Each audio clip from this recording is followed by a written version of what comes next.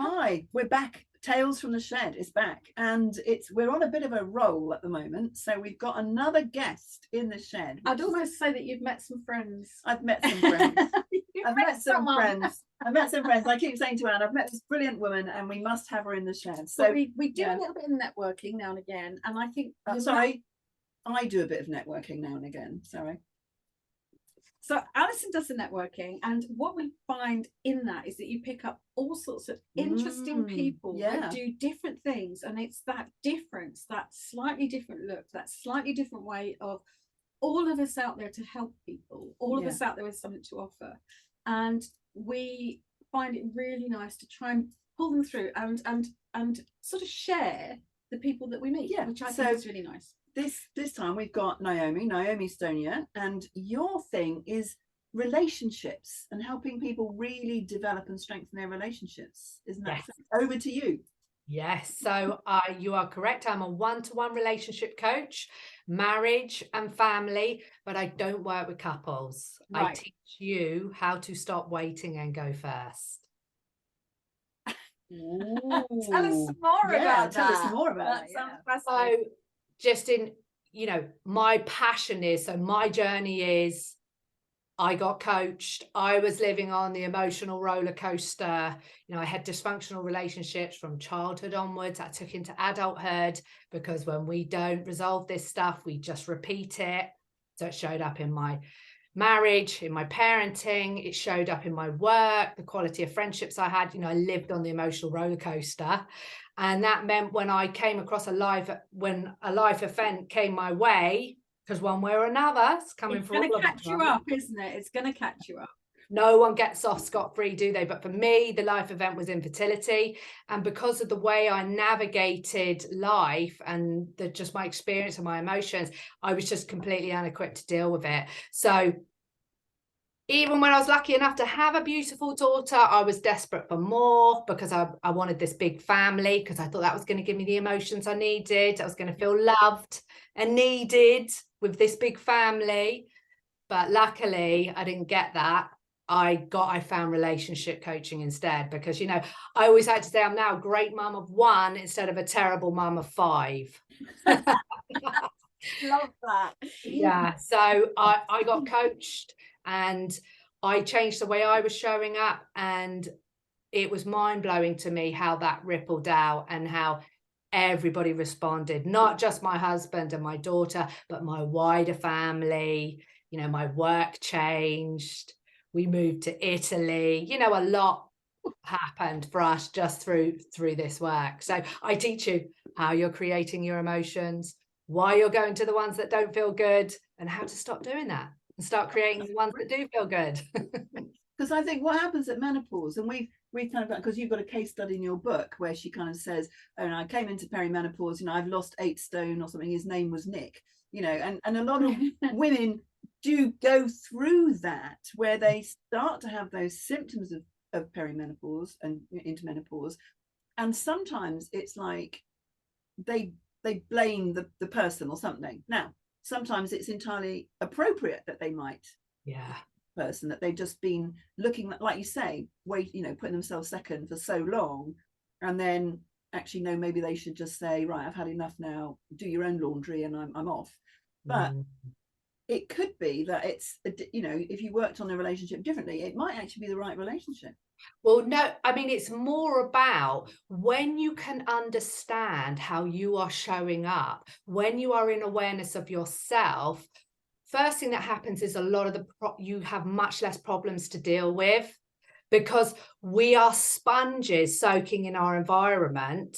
Everything gets filtered through our past. And so a lot of what's going on in your relationship, not everything, is going to be to do with stuff that has nothing to do with your partner. And when you can understand what's happening for you and you can get into awareness of yourself, you will have less problems to deal with. And what's left, because there is always problems in our relationships. This isn't about I'll change and the problems disappear. You deal with what's left much more effectively. Yeah. So, and you either get to solve what's left, or you stop spinning in disempowering energy and you start making some decisions that feel good for you. And that might mean the end of a relationship, In my experience, most of the time, it means the exact opposite.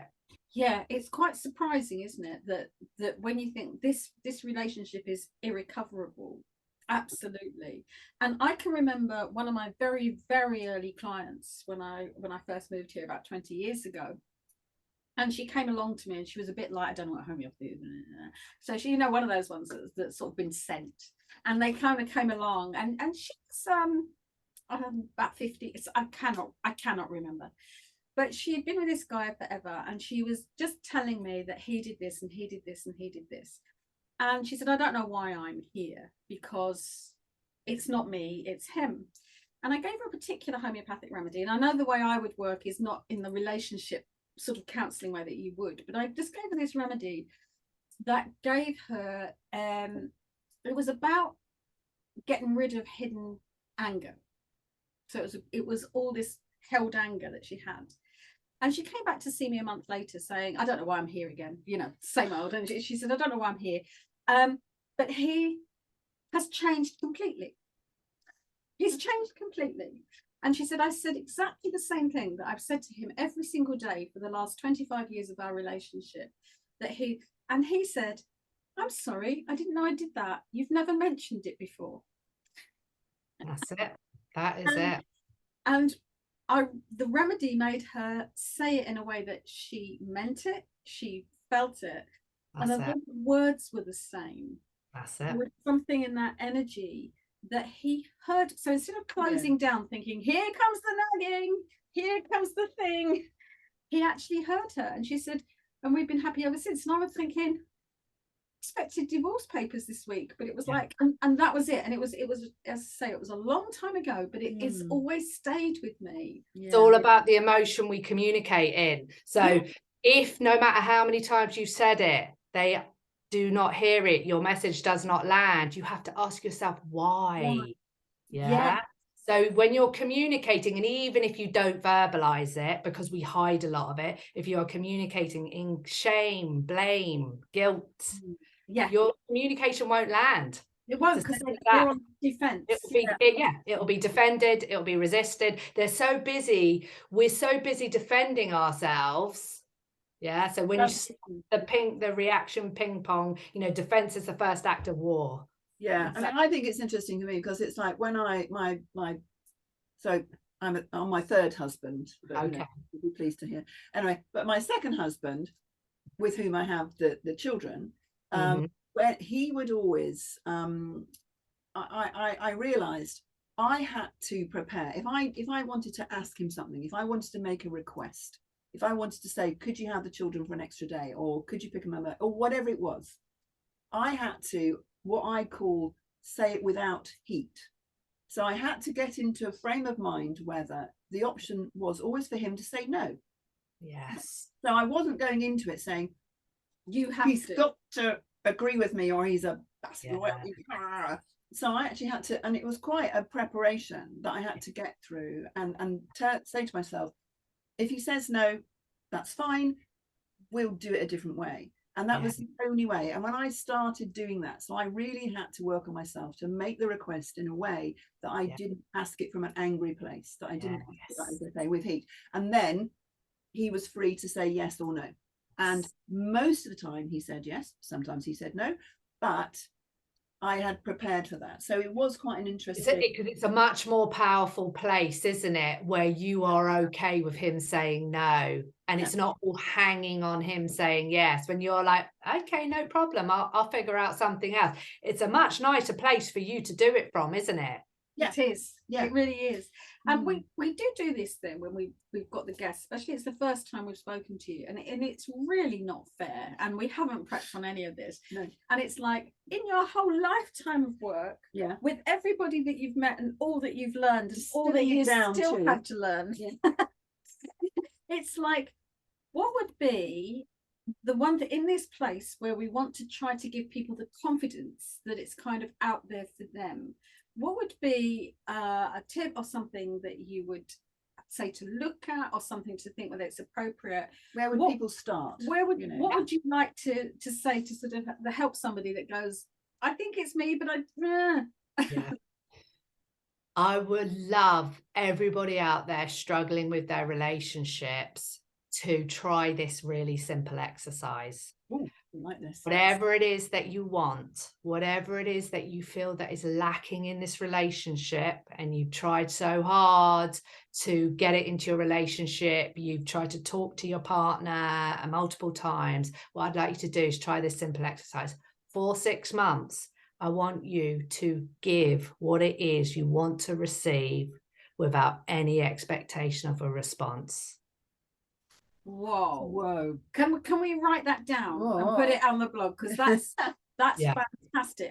It's really thank you for that. I mean really sincerely thank you, because it wasn't fair that I came and just said that's my mantra, and so it's a very easy one for me to give. You know, it's just really simple. You want more attention, become an expert in what they love. You want more space, understand what it is that they're seeking and give it to them. You want more help them, you know. And even if it's the most transformational experience to feel that this is the most unfairest thing to be asked, and then find a way to do it. Outside of the relationship, it'll change you as a person.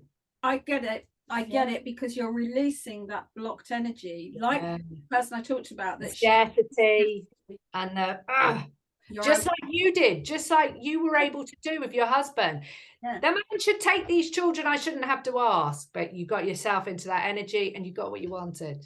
Brilliant. Do you know what? Fabulous. I don't think we're going to better that. So I think now that's enough for today. We will definitely catch up with you again. Yeah. Thank you so much. Things, but thank you for that. I think that is so useful, and I think that's going to transform people's lives as it is. So we'll catch up with you. And if you need some help doing it, I offer a free session. So I don't know if you'll link me in the notes. I'll offer a free 1 hour session, and I'll teach you how to apply these tools to your specific set of circumstances. You know, that is an offer you can't say no to. You can't say right. Okay, we'll catch up with you shortly. Take care then. Bye-bye.